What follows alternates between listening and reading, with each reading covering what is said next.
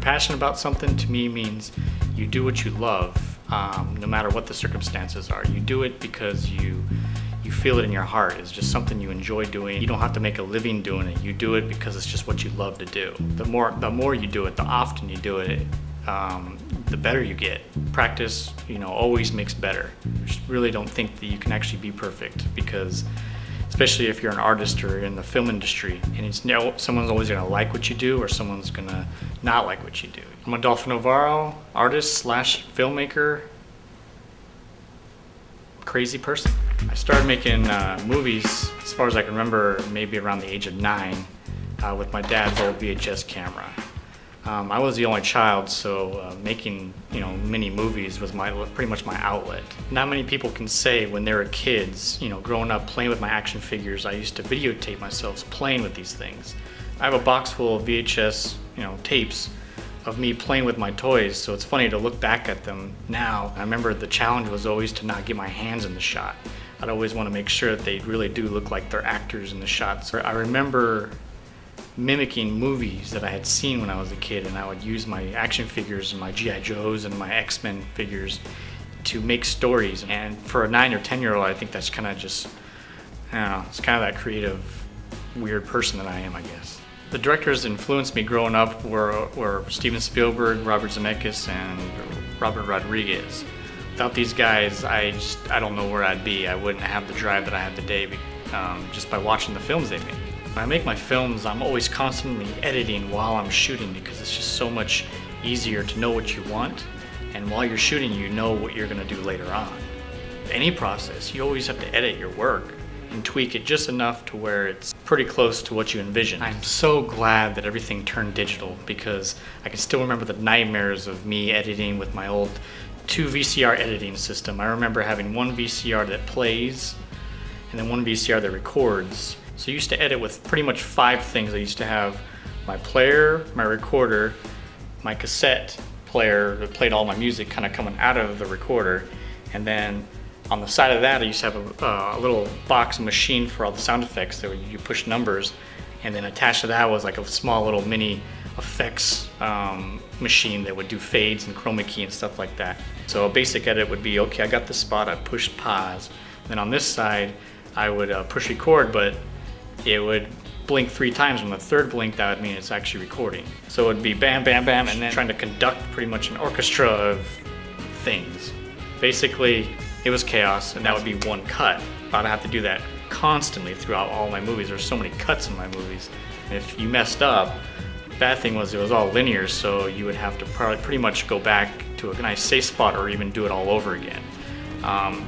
So whatever you did, it was like, it was like writing with pen. It would just be there, and you wouldn't have, there's no way of erasing it. You would have to just redo it, or you live with the results. When I started getting really good at editing my little mini movies and stuff like that growing up, I had a little special effects machine that actually did fades and chroma keys. My house was set up pretty interesting. I had, in my second living room growing up, I had a little green screen my dad made for me against the wall, and it was up for like 6 years, because I'd do all my movies against that, and when company would come over, they'd always just ask what that big blue screen, the green screen, is there for. And my dad would always just say, oh, the kid's doing his movies, even though it looked like a normal just sheet.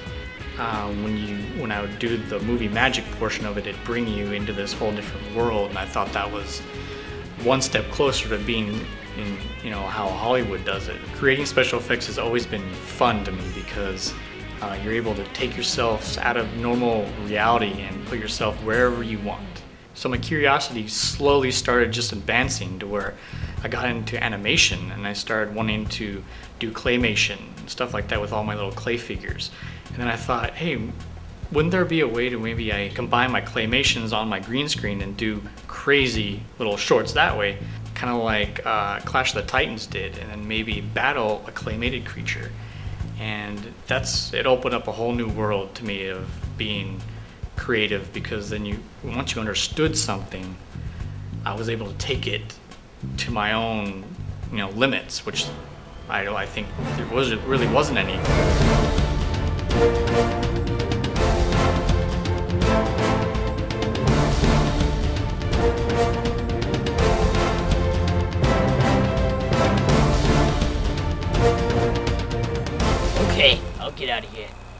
as soon as I stab you. A number of my films have me in them, and sometimes people ask me, well, how good could you actually do your film directing it if you're on the other side of the camera? I was just doing it so long that way because I was pretty much the only cast member I had for so many years, but it's just fun to do. I put characters in some pretty interesting situations to where I wouldn't want to have anybody do that but me, because for one thing, I'm the cheapest stuntman / actor I can afford, and if something goes wrong, as long as you got it on film, that's all that matters.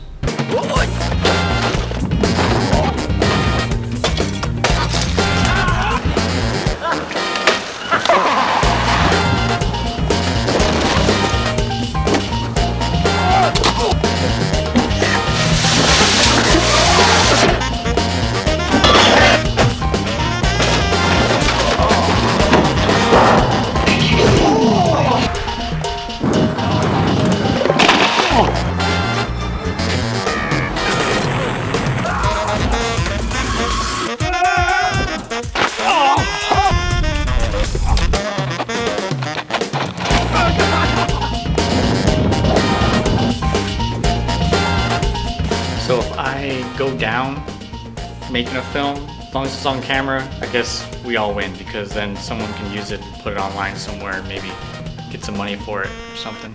Or I can be on some documentary saying, tragic, this guy died, and doing what he loves. If I wasn't insane just that much, then I wouldn't be doing any of this stuff, because I'd just be boring. Whether it's creating special effects for my little short films, or making short films, or drawing cartoons, I just always was intrigued about things that are just not in the norm. They're always something wacky or something that you just don't see every day. Long story short, I love making movies. I'm gonna keep making movies, and I think as long as you love something, you should never quit doing it. Pow! Alright, well, I'm done here. Oh.